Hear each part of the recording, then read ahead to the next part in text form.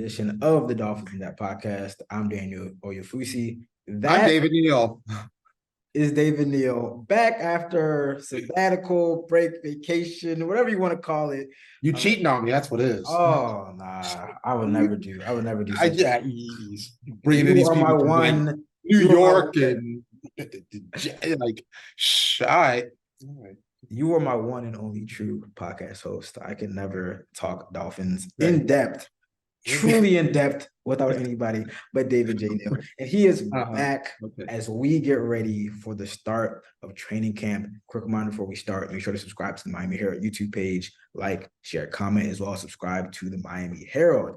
Now, as I said before, the day has come, the week has come, the moment has come. Your Miami Dolphins have reported to the Baptist Health Training Complex in Miami Gardens for the start of training camp. Last Tuesday, rookies arrived at the team facility.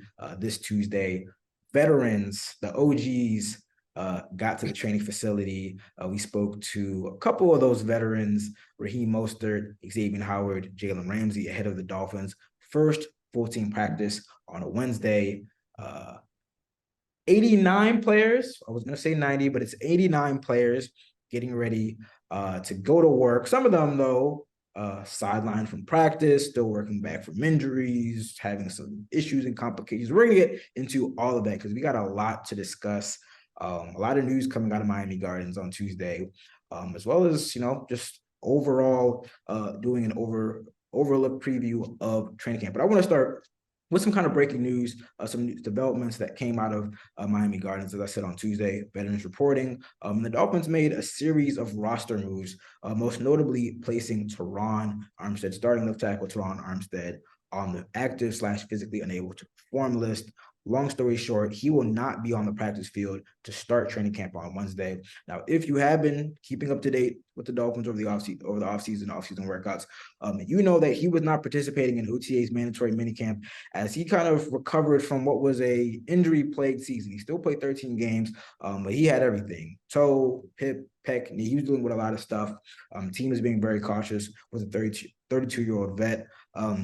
McDaniel last month said that he, had a really good offseason and that he expected that he'd be at training camp at some point. I will note on a recent podcast interview with New Orleans Football Podcast, Armstead did say that he did not have offseason surgery on his foot, but he said he tore it up, and it was a pretty significant injury. He did tell reporters earlier in January that at least one doctor advised him to get season-ending surgery. He opted not to do it. He played through the injury, and he said that if he did get the surgery, it would have been 10 months of rehab and recovery. So not on a 10-month recovery timeline, but he won't be on the field to start training camp. David, we're going to kick it off with you because, we ain't been here for a month. Is this a big deal or is this no deal? Teron Armstead. I've been here. I just haven't been here. That's true. I didn't even left the state, man. I don't think we'll know how big a deal this is until it's this is going to sound it's a big deal. until we know it's a big deal, right? Yeah. Until we see there's how much time he actually misses while being on the PUP list. Yeah. And if they start to sign and look into signing some other offensive linemen to either take the place or to provide some more depth, because that was the hint with Byron Jones last year when they start, they're like, no, everything's okay. We're signing this cornerback and we're looking at this cornerback. Mackenzie Alexander, and that's when trying guys out. Yeah, right. That's like when you say, no, everything's okay. Never mind them 16 new phone numbers I got in my phone. So that's when we're going to know how big a deal this is. The prime thing for this guy at this point in his career is at any point in your career is to get fully healthy. But at this point in his career, he probably needs training camp less than, most guys or maybe almost anybody else in that room. So for him to be healthy and ready to go by game one is obviously the big goal, the big picture goal. And if he needs to be on the PUP list, or he needs to sit out training camp for that, or sit out however many weeks of training camp, if I'm the Dolphins, I'd say, oh, yeah, do what you need to do. Let's do what we need to do. They're not at a point. I don't think this is not a team that's sitting either. They're not. He's not in a position battle. So yeah, it's one of those. We're not going to know it's a big deal until you can see everybody in the world. Everybody's mama can see it's a big deal. Yeah. So. Yeah, I mean, it's not a foreign development for the Dolphins. At least, last year he didn't do much. I think he was coming off of a shoulder injury or something. He's coming off of some injury last year when they signed him, and he really didn't do much in OTAs. He didn't do much in minicamp. I believe he did a little bit of stuff in training camp, but we didn't see him, I don't think, at all in the preseason. Prior to this development, I didn't expect to see him much in the preseason. He seemed like one of those guys who was going to get a lot of kind of vet days. He was going to get a lot of, limited snaps, and maybe he does some stuff in the joint practices. They have 2 sets of joint practices with the Texans and the Falcons. So I think that's kind of an opportunity. That's his preseason, so to speak. I'm not sure if he'll do that now, but it's not foreign to the Dolphins. And again, I mean, they had like a veteran maintenance program with him and a couple other guys last year where they didn't practice during the week and they just got to Sunday. And if he was healthy and he got to Sunday, more times than not, he was playing well. So that's obviously the core thing here. And again, it's not, obviously it's important to have a key player, any starter in whether it's offense, defense, whatever. It's key to have them practicing for training camp, because that's what training camp is for, to kind of work on the cogs, kinks, and whatever. But if there's any guy, again, that can kind of go through training camp without much practice time and then be fine, it's him. We've seen him perform, and I think that I want to say a blessing in disguise, because you never want to see a guy who's not able to be on the practice field. But they have a lot of other veteran options. They have a lot of backup options who, they might need during the season because of his injury history. Teron Armstead hasn't played an entire season in his career. That's something that's kind of bothered him. He said he wants to do that. But history suggests that, he might miss at least 1 game, 2 games, maybe 3 games. He missed 4 games last year. And I wrote about it a couple of weeks back, but the drop off in production when he was out of the lineup was just staggering. Like, the backup options that they had just weren't, they weren't starting caliber, and they might not have been backup caliber, second string caliber guys. So they have Kendall Lamb, who they signed late last year. He started 1 game and he got hurt. They've got a couple other young guys. They signed some veterans as well. Isaiah Wynn, who's also on the PUP list now, which isn't really all that great. Cedric Ogbuehi, who was with the Jets and some other teams, and he's signed as well. They've got a couple guys who they need to see, like they have for the most part. I think that the 5 guys that started last year are going to end up starting this year. I think Eichenberg is going to get the starting left guard spot in due time. I think Austin Jackson is going to be the starting right tackle in week 1. So for the most part, you have the starting lineup. But this was a team that used 9 different starting offensive combinations. So you need to have some reliable backup. So if anything, if you can get anything out of this training camp without Teron Armstead, and I don't even know when he's going to practice, if he does practice during training camp. But if anything, you can get some potential backup options, get a deep look at them against, some guys who would normally be the 2s. You get them some reps against the 1s. And then maybe it helps you make a decision on, who is your 6th offensive lineman, your 7th offensive lineman, your 8th, your 9th offensive, maybe your 10th offensive lineman. So, I think that it's not I don't want to say it's like bad news, because again, he's coming off of an injury that he said should have required surgery and a 10-month recovery. I expect the team to be cautious with him. But if there's any kind of positivity to glean out of this, maybe they get a look at some guys who are going to be kind of parts of that rotation in 2023. And and maybe they'll get a better idea of, hey, if Teron goes down, this is our drop off. Yeah. And also address if the drop off still seems steep, maybe try to address that before the season starts. But yeah, I don't think you scream. It's news. It's notable, but I don't think you rend any garments about it now. I would say, well, I mean, this goes without saying, but kind of similar to the Byron Jones situation. If he's like, I don't want to put like a timeline, like, oh, if he's not back on the field at this time, you start to worry. But obviously, like, the key thing is I think the key date is like when you get to the 53 man, like, let's say he goes through an entire month of training camp, he's on the pup list. If you get to the 53 man roster cut down, and then he gets moved from the active pup list to the reserve pup list, that's when you start to worry, because that sidelines you for the first 4 games of the regular season. That's what we saw with Byron Jones.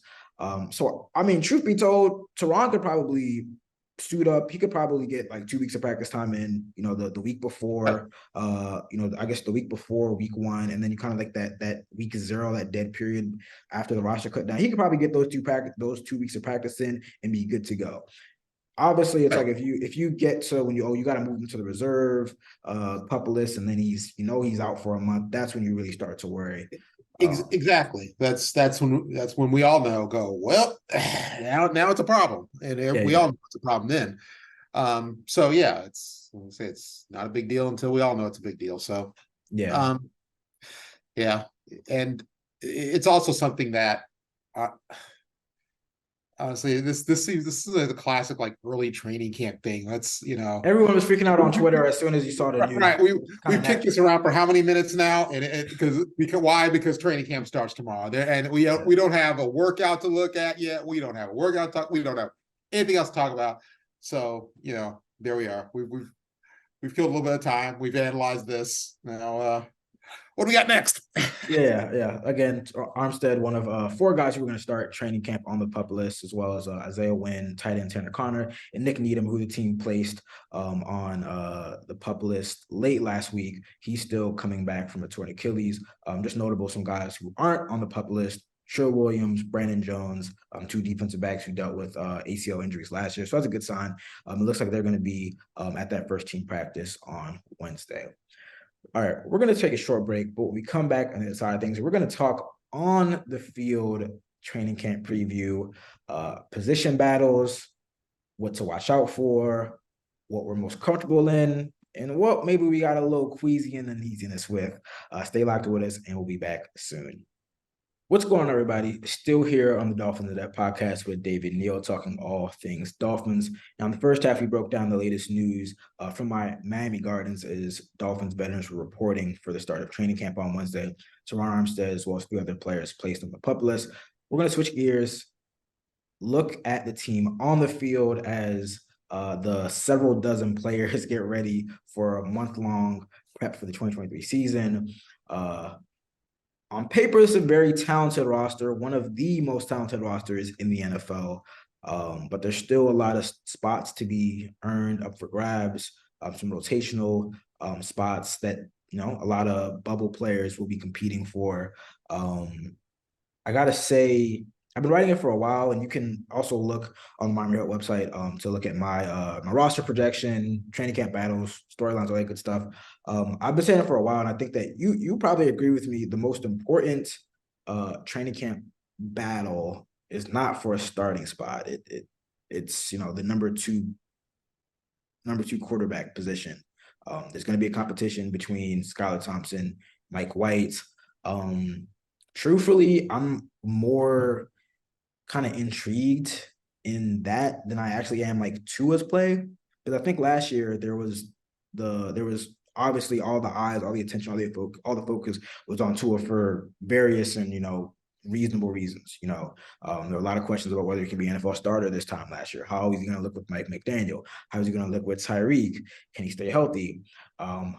I think probably like 95% of those questions have been answered after 2022. We had a breakout season, the leading vote getter in the Pro Bowl. He just recently today was, voted a top 100 player by his peers. So, good for Tua. I think that he's really starting to get that respect and acknowledgement around the NFL. But obviously, the question now is, can he stay healthy? And I was at an event with him and Gatorade, a week ago, and he acknowledged that as well. Like, that's the big question. He's like, God will, and I can stay healthy. And we all know everything that he's been doing this offseason with jujitsu and potentially wearing a new helmet and whatnot. But obviously, again, kind of what Teron Armstead, the track record is, a player that tends to get nicked up and miss games. And the Dolphins, went so far as to not re-sign Teddy Bridgewater to sign Mike White, say there's going to be a competition. So I almost go into this training camp thinking like, I kind of know what to expect from Tua. He's going to be accurate. He's going to be poised. He's going to protect the ball. He's going to be comfortable in the system that, he looked very, very comfortable for much of last season. But that number 2 spot is one that really intrigues me. Because Skyler, honestly, by most metrics, I've been reading a lot of stuff from, PFF and various sites. And truthfully, by most metrics, Skyler may have been, performed like one of the worst quarterbacks in the NFL. Like, there's no slight against him, but just the numbers, the raw numbers and the deeper numbers suggest, and my eyes tell me, he struggled. And it's not that, I almost say like, what did you expect from a 7th-round rookie, a third string rookie who was kind of pressed into action a lot of times without any playing time or practice reps. You do have to kind of ask like, what did you expect? But the Dolphins coaching staff, I guess they saw enough from him as a rookie who's kind of pushed into some uncomfortable situations to say, okay, he's going to compete for the spot instead of, just bringing in Mike White and anointing him the starter. Because obviously when they brought Teddy in, Teddy was the clear-cut backup, but it's a little different now. Surprising, I don't want to say surprisingly, but maybe to the surprise of some people, I think Skyler looked better than Mike White in OTAs. I know you weren't out there, but I thought he looked pretty comfortable, in the whatever, I know you don't think much of spring workouts, training camp workouts, but from the little when somebody gets hit. But from the little I was able to deduce, I think that, he looked a little more comfortable. So it's interesting, the question is, do they keep, the first question is who backs up Tua? And I think that if I'm the Dolphins, I put Tua out in the preseason for like one series, second preseason game, one series with the starting offensive line, starting offense, one series outside. And then outside of that, I want to see Skyler. I want to see Mike White run the offense. I want to see who looks better and really feel comfortable with the number 2 option. Also interesting is whether they actually keep all 3 quarterbacks on the 53-man roster. I know the NFL made some rule changes kind of because of the 49ers playoff game with the Eagles this past season. So now you can keep, as long as you keep 3 quarterbacks on the roster, you can make all 3 active on game day without using a roster spot for the 3rd guy. So, if you need if you have an emergency situation, you can call on the 3rd guy. So that lends me to believe that they're going to keep a 3rd quarterback on the roster. I think they should anyway, just because of everything we saw last year.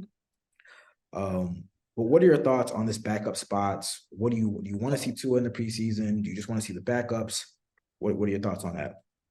I do want to see Tua in the preseason. I want it. And how much though? I mean, I don't need, I don't need, maybe not even need a quarter. I think you played 2 series last year. Give me two possessions, and if that first possession you walk on the field and they score, okay, take them out. Thank you. Exactly. Okay, exactly. That's all I need. And as far as the backup position, I mean, this is a big.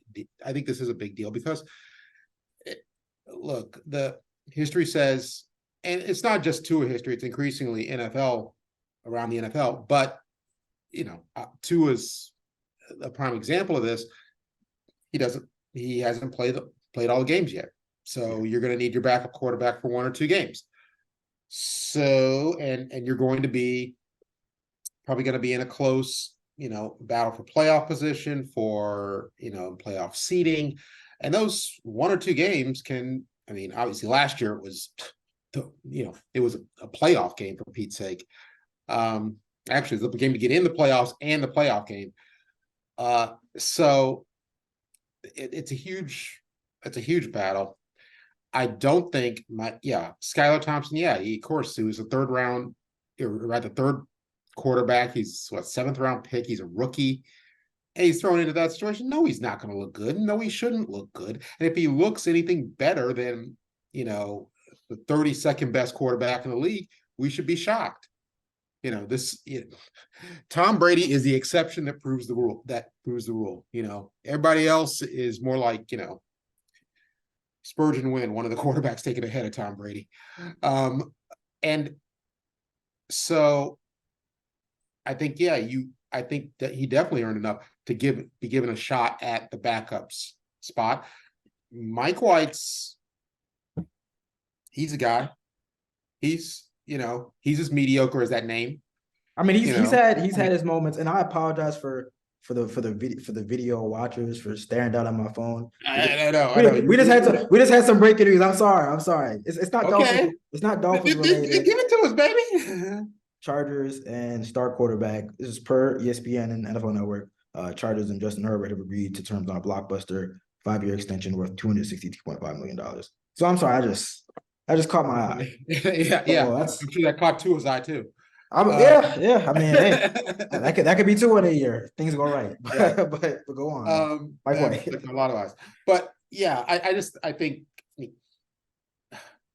right, Mike White.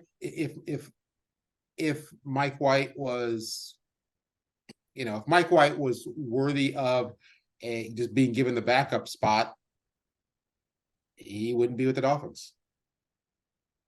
And so he wouldn't have been available to the Dolphins. So I want to see who backs up to it, because that's probably going to, history says that's going to come into play, and that could be, an extra 1 or 2 wins or 1 or 2 losses that dictate playoff either in the playoffs maybe, or division win, not division win.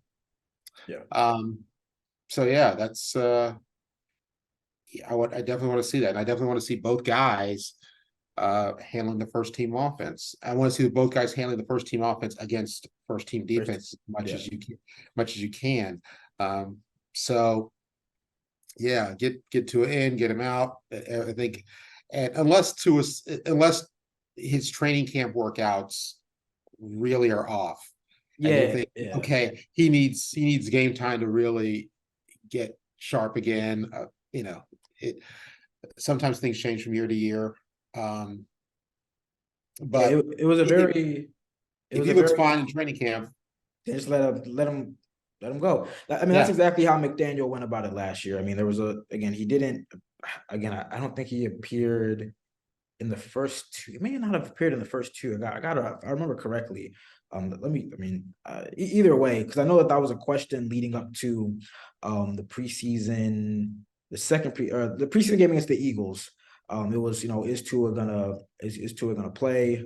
And I know even before the Tampa Bay opener, McDaniel was pretty much like, if he looks good it's kind of going to be based off how he looks in joint practices. And again, there's a reason McDaniel has organized 2 sets of those joint practices, because he thinks that they're very, very beneficial to getting the players prepped. So again, I think that there's a very strong chance that we see him do a lot of work in the joint practices, and then maybe not do much in the preseason, maybe a series, but anything more than 2 series, I'd be surprised if we see that. So obviously that number 2 spot competition is going to be in the focus for sure. There's some other position battles as well that I've written about that you can check up on the Miami Herald website. Number 3 wide receiver, you got a lot of guys trying to replace Mike Gesicki, Trent Sherfield. They have a lot of veteran wide receivers, whether it's, Robbie Chosen, formerly Robbie, i.e. Y. Anderson, Chosen Anderson, Braxton Berrios, who's probably going to be the top return specialist, Eric Ezukanma, the second-year player, and Cedric Wilson Jr., who was kind of the subject of some trade talks early in the offseason, but he's still with the team. Starting safety, I was talking about Brandon Jones coming off the PUP list. We're going to have to see how he's looking 1 year removed from that. Deshaun Elliott, they signed him from the Detroit Lions. That's a starting spot next to Javon Holland. That's going to be pretty key as well. But outside of that, most of these spots are pretty secured. Now, one position that could experience a shakeup, we don't know that yet, but there's been a lot of smoke and a lot of speculation, is the running back position. Now the Dolphins have been linked to Dalvin Cook for at this point, it's several months since the offseason. They had trade talks with the Vikings, about a deal before he was released in June. There's been mutual interest, but no deal signed, and no deal signed with any team on the eve of the majority of the NFL opening up training camp. Dalvin Cook, four-time Pro Bowler, Miami native, former Miami Central High star, is still a free agent. He's done multiple interviews where he said he's taking his time, he's not in a rush. And the Dolphins a couple of players were asked about that on Tuesday on report day. First asked Jalen Ramsey how he'd feel adding his former Florida State teammate. He threw some eye emojis under some social media posts, throwing up the 305, saying, hey, what we doing here? Ramsey took a little more diplomatic approach. He said, I love to have Cook here. But obviously, I'm more focused on the guys we have in the building. Raheem Mostert, who led the team in rushing last year, was asked about the possibility of adding Cook as well. He said, it's obvious value and a bonus when you add a running back of this caliber. And obviously, when you add a guy like that, we're all just trying to get better. So we're all going to work together to do that. Very diplomatic answer, especially for a guy who plays the same position. It's been some time. I honestly don't recall if we discussed it personally. I know I gave my thoughts on it. But I think we did near the end of the season because it was pretty obvious. Yeah. Toward the end of the offseason workout program, because I know he was released. He was released on the final day of minicamp, I believe. But if you're the Dolphins, do you sign Dalvin Cook, and if so, how much does it cost? Because it's clear that he hasn't got the deal that he wants at this point. That's if anything, that's clear. Because if he got the deal he wanted, he would have been signed by now. It's been a very, very weird and kind of unforgiving offseason for running back. Saquon Barkley just signed a one-year deal with the Giants. That's essentially what the franchise tag is, plus some incentives. Josh Jacobs of the Raiders didn't report. There was a recent Zoom call with some top running backs where they spoke about their frustration with the market for running backs. I wrote about this as well on the Herald website. About 10 years ago, the franchise tag for running backs was like $8 million. And the franchise tag, the salary cap is like almost doubled. And now the franchise tag number for running backs is $10.1 million. For quarterbacks, it's 2-3 times what it used to be 10 years ago. So the market and the money given to the running back position isn't lining up with the increase in the salary cap. Obviously, more front offices are being run by analytically minded figures. There's a lot of information out there that suggests that there's kind of a depreciating value of running backs on the second contract. I'm not one of those you don't pay running back guys ever. I'm just of the mindset, and I've said, especially with Dalvin Cook, that it feels like more of a luxury for the Dolphins right now, as opposed to being a player that you need. I'm not saying it's not going to be a focal point of the offense, but in terms of what the offense is trying to do in terms of passing the ball, I think it's more of a luxury. And we've said it multiple times. I think that there is still some untapped and something left for this current iteration of the Dolphins running back room, with Mostert, with Jeff Wilson Jr., with adding Devon Achane. It feels like almost too many mouths to feed. And a lot of people are saying, well, if Cook is there, he's your number one guy. But for me, the question is, excuse me, relative to what you're paying him, are you going to be getting that much value? To me, like you said, it's a luxury Dalvin Cook is no question. He is an upgrade in this offense just as a running back over Raheem Mostert and Wilson. And but it's sort of like a high end. I want to get real old school here. It's like a high end turntable. Okay, that's not too old for me. That's not too old for me. I know they're selling vinyl again.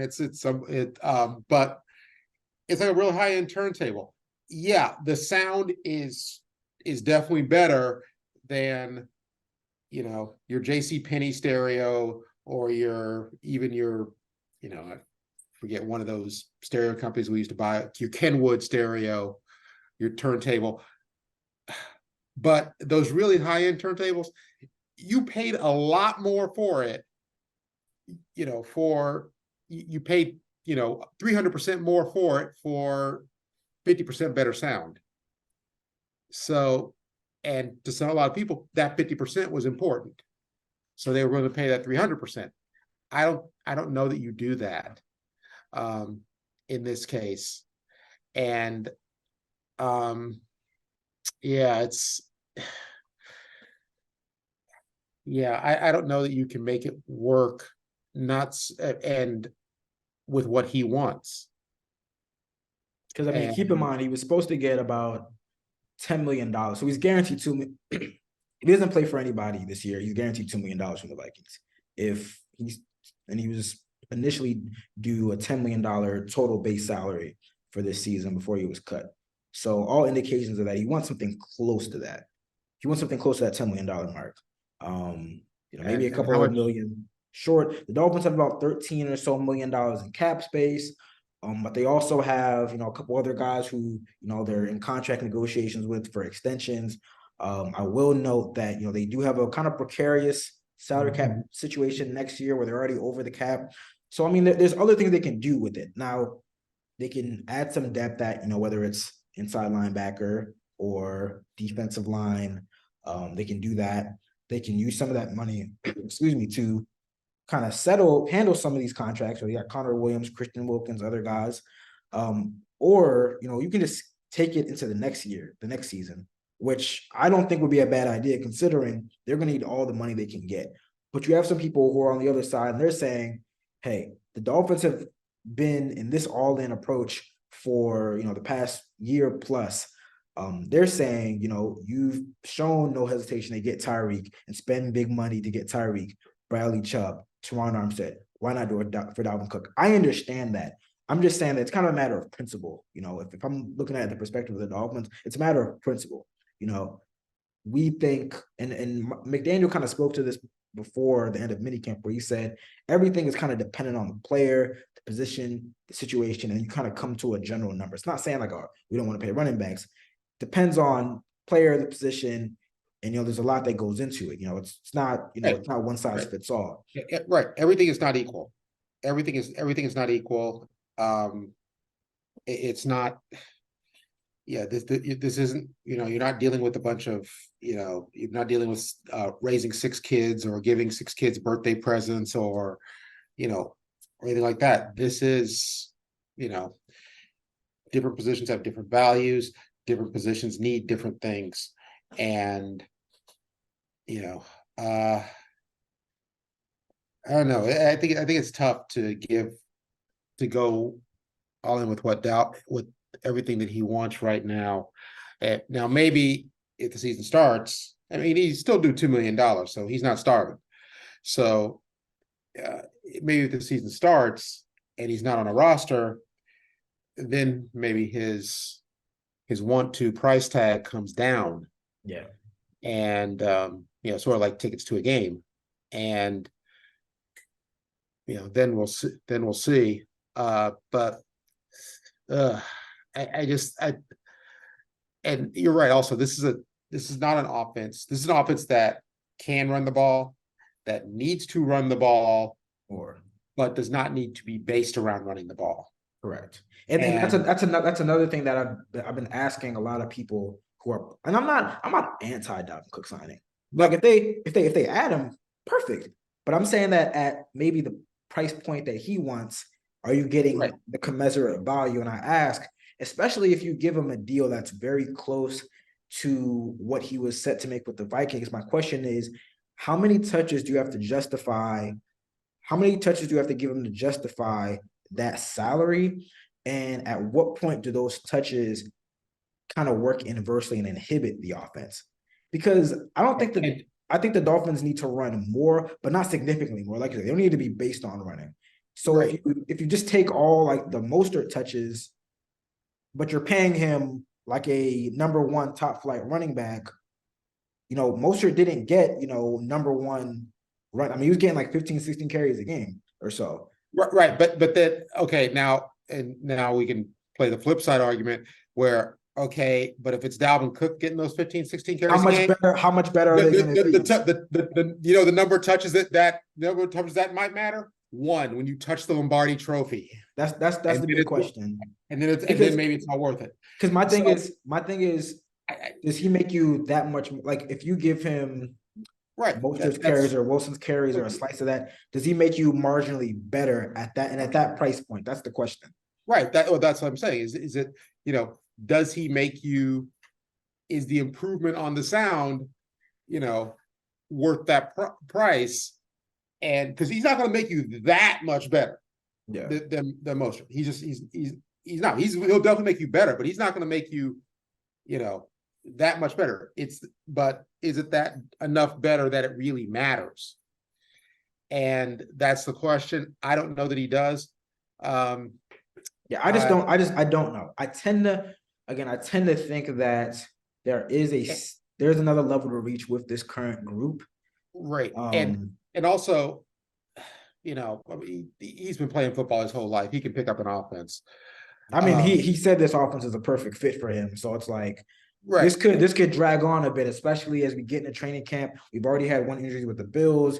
You tend to see some of these, soft tissue injuries and, sometimes more serious injuries pop up. So again, I mean, he can take his time, and this could be a multi-week thing where we're still kind of saying, hey, is there a chance that they bring him in for sure? Yeah. Like we said, he's not starving. He's, I'm sure he wants to make more money, but, he doesn't want to work for, he doesn't want to work for stale. So understandable. And good for him. Get your money while you can. As Hank Aaron told Tom Ramsey, sign a USFL, always get the money. Get the money, because they don't care about you. So, more power to him for trying to get the money.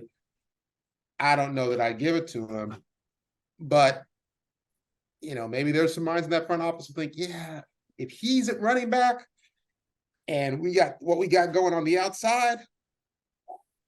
Yeah, it could be something. Like there's no doubt that he becomes the most talented, best running back on this team. And we've seen what this guy can do. I mean, that game with the Dolphins Vikings game last year, he just basically broke it open. Yeah. The Vikings had nothing going on offense. And then he just pops a big one, goes the distance, and that's that. So I mean, it like I said, you can talk yourself into it, and it doesn't seem like a bad deal. And I don't know that it is a bad deal if you try it anyway, but it's a little hard. It's a little hard, I think. And I think I agree with you. There's still, let's see what this running back room still has. Can they give you enough that it does the same thing for the offense, creates a running threat that can get 4, 5, 6 yards a pop, and then you have to deal with that. You have to adjust to that, and if you have to adjust to that, that leaves you real vulnerable to these road runners on the outside, making everybody else look like the coyote back there. And so so can Mostert and Wilson do that? Yeah, possibly. The rookie added on. Yeah. They got speed everywhere, and that's what teams fear is getting hit for the big one. And I think they've got the running backs who can run a 4-minute offense, maybe, but that's also another thing that Dalvin Cook definitely gives you is he can be that back, and you need to do a 4-minute offense and wind down the clock. He's definitely a guy. So he's a still game breaker. You can talk yourself into it, but I don't know about that. Yeah, I mean, he's still just 27. I think he'll turn 28 before the season starts. He's still, Yeah. I mean, he was voted, by ESPN poll, one of the, top 10 running backs in the NFL, just recently voted a top 100 player. He's definitely still a top player at his position. Voted. Anybody who watches daggone football with any sense could tell you he won the top 10 running backs in the NFL. That Come too, on that now. too. So That yeah, so again, there's still a lot of time in between now and week one when the games really matter. A lot of developments can and will take place, and we'll definitely be monitoring that situation at the Miami Herald. All right, that brings us to the end of another edition of the Dolphins in That podcast, your training camp 2023 training camp preview. Thank you so much, as always, for tuning in.